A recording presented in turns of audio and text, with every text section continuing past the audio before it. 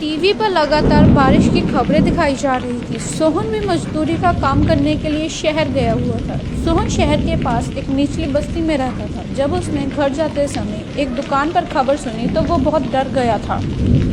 आज की बड़ी खबर कि कई निचले इलाकों के घरों में पानी घुस गया है और बताया ये जा रहा है कि पानी में घर डूब चुके हैं और लोग घर से बेघर हो चुके हैं। उनके पास खाने के लिए कुछ भी नहीं बचा है, इसलिए लोग अपने घरों को छोड़कर दूसरी ओर जा रहे हैं ताकि वो बच सकें। भैया ये खबर कितनी देर पहले की है? ये तो सुबह ही आ रही थी। भैया मेरा घर भी निचली बस्ती में ही है, इसलिए चिंता हो रही थी। अब मैं चलता हूँ। राम राम। पता नहीं घर का क्या हाल होगा। मैं सोचता था कि मैं अपने घर की छत को ठीक करवा लूं, लेकिन कोई मजदूरी ही नहीं देता है इन बारिश के दिनों में।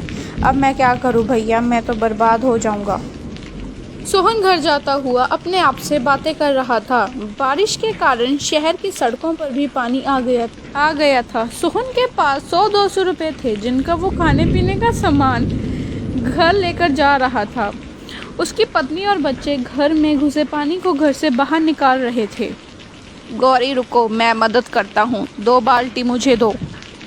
इतनी देर से बारिश आ रही है, रुकने का नाम ही नहीं ले रही। बारिश रुक जाए तो पानी घर से बाहर निकल जाएगा। तुम चिंता मत करो गौरी, अब तो रात का समय है। हम कल सुबह ही शहर चले जाएंगे। वह दोनों लगातार पानी निकालने का प्रयास करते हैं। थोड़ी देर बाद बारिश रुक जाती है। माँ बापू, बारिश रुक गई। अगर बारिश रुक जाए तो हमें कोई दिक्कत नहीं आएगी, लेकिन शुरू हो गई तो हम कुछ नहीं कर सकते।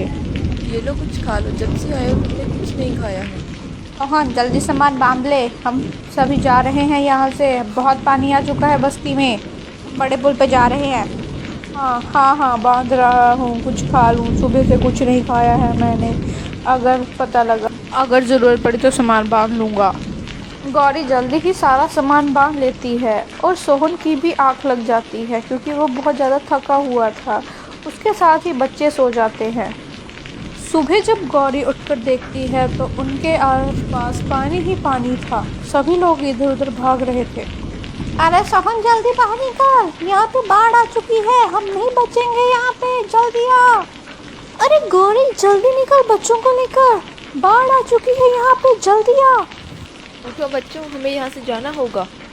गौरी सारा सामान तो भीग चुका है, अभी कुछ भी लेके जाना खतरे से खाली नहीं। तुम जल्दी से की तक पकड़ो, मैं बिट्टू को पकड़ता हूँ। जैसे ही सोहन बिट्टू को पकड़ने के लिए जाता है तभी घर की छत गिर जाती है और घर की छत का एक टुकड़ा बिट्टू को लग जाता है, जिसके कारण उसके सिर से खून निकलने लग जाता है। तभी गौरी रोने लग जाती है।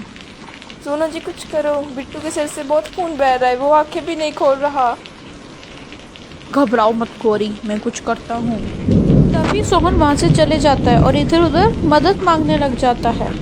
भैया जी, अगर आप रामपुर जा रहे हैं तो किसी डॉक्टर को भेज देना, आपकी बड़ी मेहरबानी होगी। भैया जी, तुम्हें यहाँ कोई डॉक्टर नहीं मिलेगा। ये निचला इलाका है, यहाँ कोई डॉक्टर नहीं आता।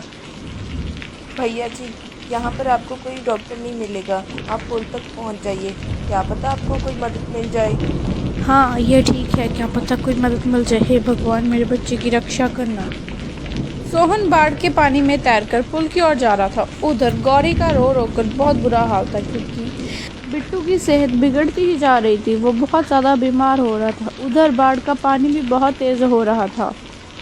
जी कहाँ रह गए आप, जल्दी आओ। बिट्टू बहुत बीमार है, उसे बहुत तेज़ बुखार आया है। हे भगवान, इन्हें जल्दी से भेज दो ना। मेरे बच्चे, आंखें खोल, क्या हुआ तुझे? सोहन किसी तरह पुल तक पहुंचता है। उधर भी भाग दौड़ लगी हुई थी।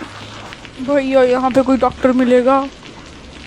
अरे नहीं भाई, इस बारिश में हमारी कोई मदद नहीं करने वाला है, कोई डॉक्टर नहीं मिलेगा। हम गरीबों को कोई नहीं पूछता है यहाँ पे। तुम्हें भी यहाँ कोई नहीं मिलेगा। कहीं भी कोई डॉक्टर नहीं दिख रहा है। भगवान, मेरी मदद करो, रक्षा करो, अब तुम ही हो। तभी एक डॉक्टर वहाँ मोहन को रोते हुए देख रहा था। आशा, तुम बच्चों को लेकर कहीं दूर चले जाओ, मैं उस पिता के साथ जा रहा हूँ, क्योंकि उसका बच्चा बहुत बीमार है। लेकिन आपकी जान को भी तो खतरा है ना, आप मत जाइए ना प्लीज़। आशा, मुझे उसके साथ जाना होगा, उसके बच्चे की ज़िंदगी का सवाल है। तुम बच्चों